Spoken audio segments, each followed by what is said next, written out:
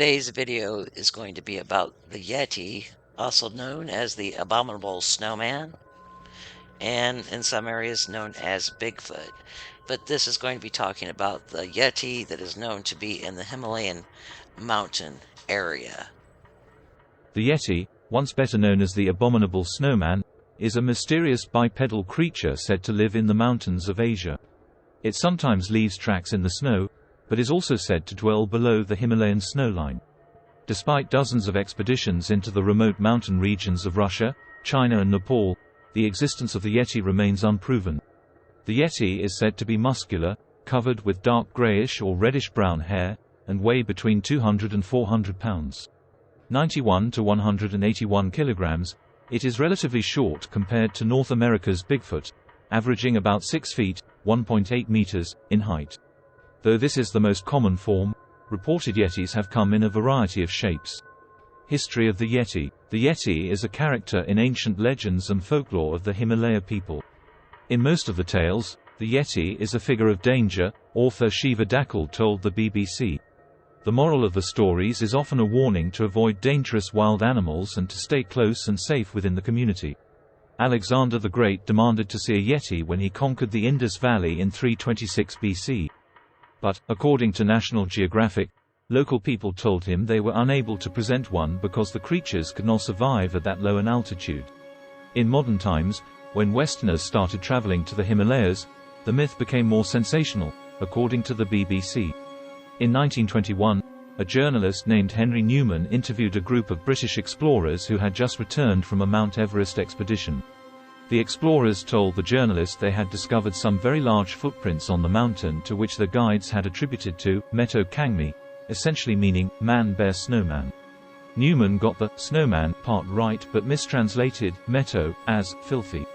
Then he seemed to think abominable sounded even better and used this more menacing name in the paper. Thus a legend was born. In her book, Still Living, Yeti, Sasquatch, and the Neanderthal Enigma, 1983, Thames and Hudson, researcher Myra Shackley offers the following description, reported by two hikers in 1942 who saw two black specks moving across the snow about a quarter-mile below them. Despite this significant distance, they offered the following very detailed description. The height was not much less than 8 feet. The heads were described as squarish, and the ears must lie close to the skull because there was no projection from the silhouette against the snow. The shoulders sloped sharply down to a powerful chest, covered by reddish-brown hair which formed a close body fur mixed with long straight hairs hanging downward. Another person saw a creature, about the size and build of a small man, the head covered with long hair but the face and chest not very hairy at all. Reddish-brown in color and bipedal, it was busy grubbing up roots and occasionally emitted a loud high-pitched cry. It's not clear if these sightings were real, hoaxes or misidentifications, though legendary mountaineer Reinhold Messner, who spent months in Nepal and Tibet, concluded that large bears and their tracks had often been mistaken for Yeti. He describes his own encounter with a large, unidentifiable creature in his book, My Quest for the Yeti, Confronting the Himalaya's Deepest Mystery, St. Martin's, 2001. In March 1986, Anthony Wooldridge, a hiker in the Himalayas, saw what he thought was a Yeti standing in the snow near a ridge about 500 feet, 152 meters, away. It didn't move or make noise, but Wooldridge saw odd tracks in the snow that seemed to lead toward the figure. He took 2 photographs of the creature, which were later analyzed and proven genuine. Many in the Bigfoot community seized upon the photos as clear evidence of a Yeti, including John Napier, an anatomist and anthropologist who had served as the Smithsonian Institution's director of primate biology. Many considered it unlikely Wooldridge could have made a mistake because of his extensive hiking experience in the region. The following year, researchers returned to where Wooldridge had taken the photos and discovered that he had simply seen a dark rock outcropping that looked vertical from his position. It was all a mistake, much to the embarrassment of some Yeti believers. Yeti evidence. Most of the evidence for the Yeti comes from sightings and reports. Like Bigfoot and the Loch Ness Monster, there is a distinct lack of hard proof for the Yeti's existence, though a few pieces of evidence have emerged over the years. In 1960, Sir Edmund Hillary, the first man to scale Mount Everest, searched for evidence of the Yeti.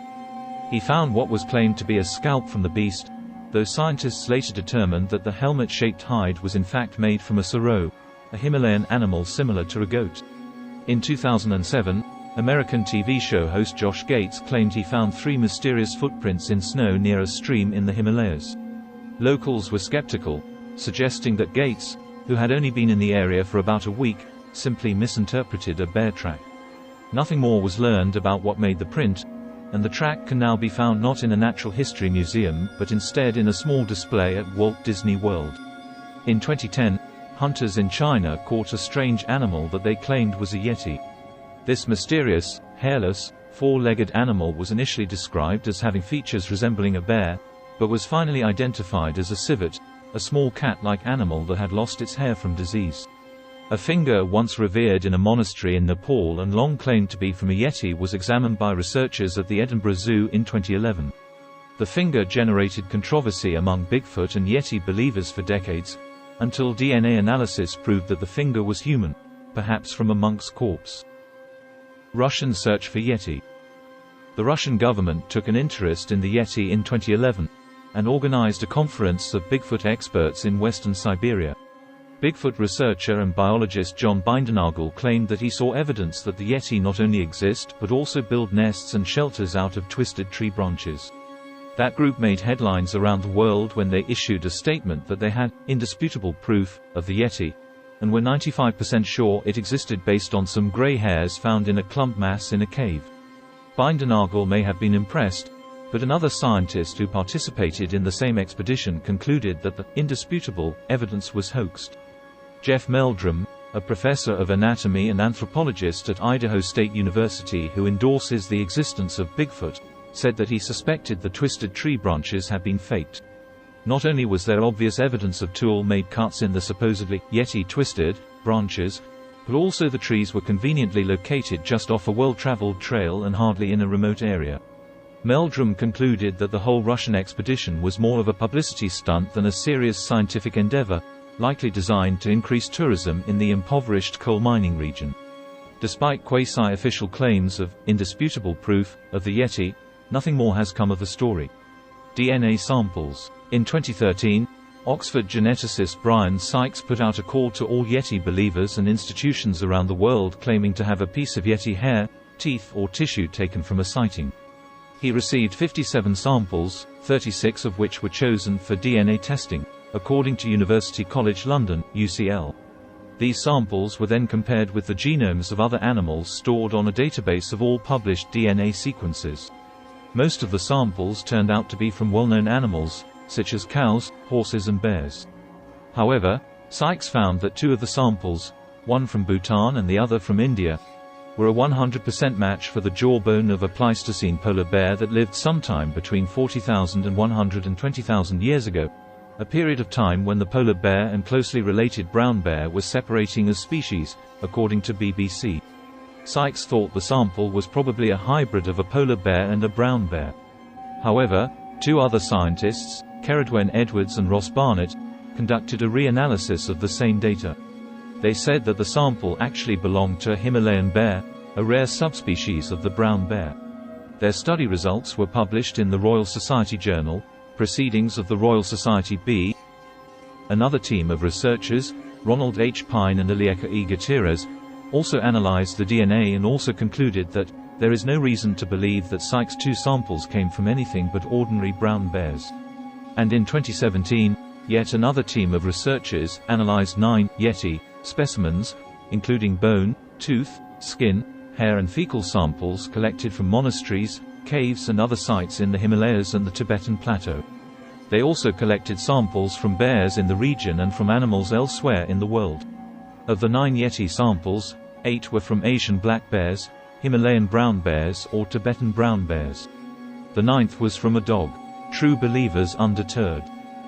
The lack of hard evidence despite decades of searches doesn't deter true believers. The fact that these mysterious creatures haven't been found is not taken as evidence that they don't exist, but instead how rare, reclusive, and elusive they are. Like Bigfoot, a single body would prove that the Yeti exist, though no amount of evidence can prove they don't exist. For that reason alone, these animals, real or not, will likely always be with us.